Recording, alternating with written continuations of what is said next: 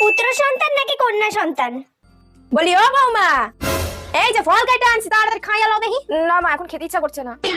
একদম না শুনুম না, আমার নাতির খিদা পাইয়া গেছে, তুমি খাইলেই তো আমার নাতি খাইতে পারবে। এই নাও ধরো।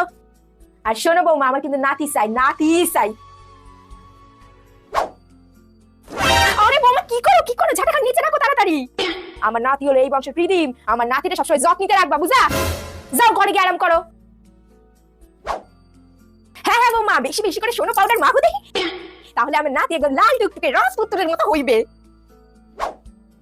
বৌমা, আমার সোনার নাতির মঙ্গলের জন্য কালকে মা লক্ষ্মীর পূজা রেখেছি, তুমি কিন্তু তাড়াতাড়ি তৈরি হয়ে যাও।